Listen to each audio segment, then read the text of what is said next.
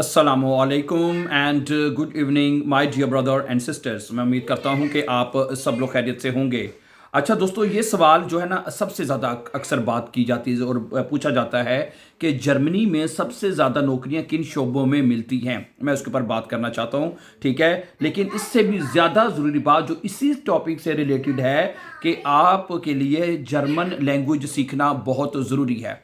आप हमारे साथ इसी यूट्यूब चैनल के ऊपर हमारा जो कोर्स है B130 डेज के नाम से उसको आप वॉच कर सकते हैं। प्लेलिस्ट का नाम है जिसमें आप मतलब कि एक सीक्वेंस और एक तरतीब के साथ घर बैठे जर्मन लैंग्वेज के कोर्सेज कर सकते हैं, ठीक है। और आपके लिए नौकरियां जो जॉब्स के लिए बहुत हेल्पफुल हो सकते हैं।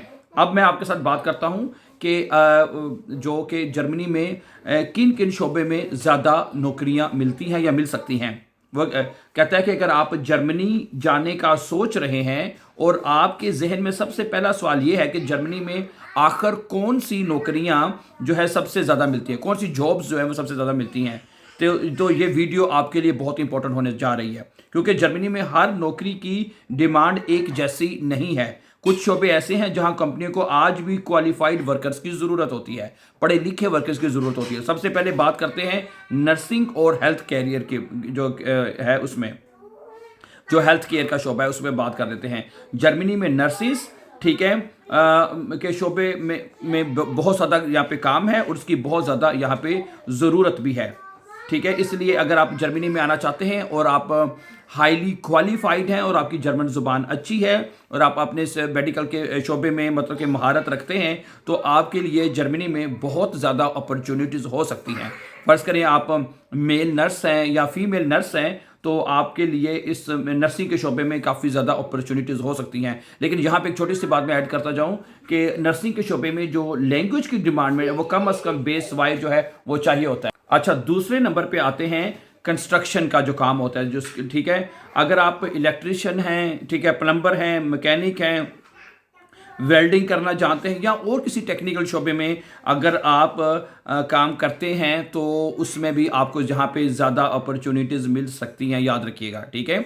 ओके, सही है। इस लेकिन लैंग्वेज की डिमांड पर हर एक में होती है, ठीक है। अगर आप इवन के प्लम्बर की जॉब करनी है, प्लम्बर का काम नॉर्मली ये होता है कि हाइसुंग वगैरह जो है इस तरह की जो रिपेयर वगैरह करनी है उसमें आते हैं। इलेक्ट्रिकल काम है, मैकेनिक्स काम है, कंस्ट्रक्शन के जो यहाँ पे हाउस जो यहाँ पे घर बनाने का जो काम है बहुत ज़्यादा है, बहुत ही ज़्यादा है, ठीक है। तो ये चूँकि एक टफ जॉब होती है और इसलिए इसमें जर्मन लोग तो बहुत कम इसमें शोबे में काम करते हैं, ठीक है। लेकिन आपके लिए यहाँ पे बहरहाल जो है काफ़ी ज़्यादा अपॉर्चुनिटीज़ ओपन हो सकती हैं, ठीक है। तीसरा जो शोबा आता है वो ड्राइविंग में आता है, जिसमें ट्रक ड्राइवर्स के लिए और प्रोफेशनल ड्राइविंग के शोबे में आप कर सकते हैं।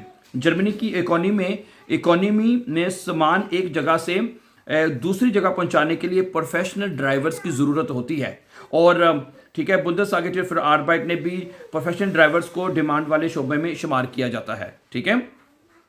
चौथा आता है चाइल्ड केयर के शोबे में, ठीक है। चौथा शोबा ये और सोशल वर्क में, ठीक है। जर्मनी में बच्चों की देखभाल, जिसे हम किंडरगार्टन कहते हैं, और सोशल एजुकेशन से मुताल्लिक प्रोफेशंस में भी कारकुनों की ज़रूरत है, ठीक है। मैंने जैसे कहा, अगर आप यहाँ जर्मनी में रहते हैं और स्टडी कर रहे हैं तो यहाँ पर, ठीक है, आपको किंडरगार्टन में जो बच्चों की किंडरगार्टन आपको पता है वो शोबा है जहाँ पे बच्चों को सिर्फ सोशल जो एजुकेशन है वो दी जाती है, उनको उनकी देखभाल की जाती है, ठीक है। और उनको मतलब कि जो मामलात हैं वो उनको सिखाए जाते हैं कि, ठीक है। और पढ़ाई जो है तो वह बेसिकली उनके स्कूल में जाके होती है। तो किंडरगार्टन में भी बड़ी आसान जॉब होती है, ठीक है। अगर बंदा अगर क्वालिफाइड है ना, तो उसके लिए भी काफ़ी ज़्यादा अपॉर्चुनिटीज़ हो सकती हैं। और अगर आप आईटी या टेक्नोलॉजी के बारे में सोच रहे हैं तो यहाँ एक अहम बात समझना ज़रूरी है कि आईटी में मौके ज़रूर है, लेकिन यहाँ एक बात ये ज़रूरी है, सिर्फ ये सुनकर जर्मनी जाने का फैसला ना करें कि जर्मनी में नौकरियाँ बहुत हैं।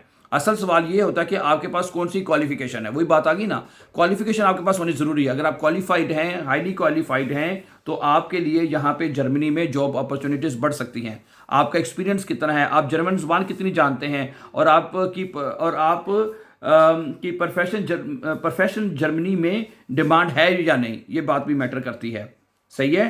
तो वो कहता है अगर आप सिर्फ इस बात को मद्देनज़र ना रखें कि जी आप के जर्मनी में बहुत ज़्यादा जॉब्स हैं, जर्मनी में बहुत ज़्यादा नौकरियां हैं, तो आपको जर्मनी चले जाना चाहिए। लेकिन मैं फिर बताता हूँ, मैं खुद जहाँ जर्मनी में होता हूँ, इसमें कोई शक नहीं है इसमें मैं कि जर्मनी में यहाँ बहुत ज़्यादा हर शोबे में बहुत ज़्यादा जॉब्स हैं। ठीक है, ठीक है, टेक्निकल शोबे से लेके और यहाँ जो क्वालिफाइड मतलब कि जो शोबे हैं उनमें भी यहाँ पे ज़रूरत है। ठीक है, लेकिन उनकी कुछ डिमांड है। ठीक है, और आजकल जो सबसे जो बड़ी मेन डिमांड है आपका जो लैंग्वेज आपको कितनी है। ठीक है, अगर आपकी लैंग्वेज अच्छी है, आपको लैंग्वेज आती है, तो आपके लिए ये रास्ते बहुत इजीली ओपन हो सकते हैं और आपको इससे भरपूर फ़ायदा भी उठाना चाहिए। तो मैं ये कहता हूँ पाकिस्तान में जो लोग बाहर आने का सोच रहे हैं, तो मैं उनको ये प्रेफर करूँगा कि सबसे पहले वो यहाँ पाकिस्तान में रहते हुए जर्मन लैंग्वेज सीखें।